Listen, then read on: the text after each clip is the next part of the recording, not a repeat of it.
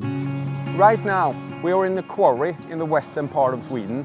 Behind me, you can see a Volvo Penta powered crusher, and it's easy to see how the environment is one of the major challenges for us in this application.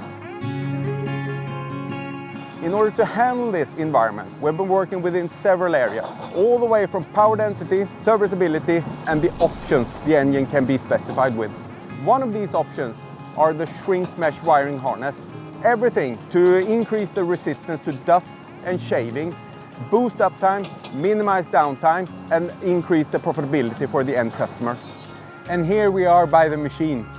And you can clearly see how dusty it is. Let's show you how we solve this. It's all about quality.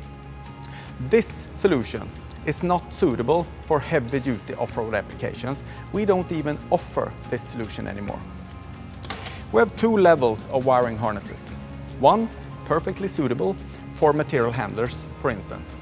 The second is tailor-made for dust and vibration resistance, perfectly matched with, for instance, a crusher.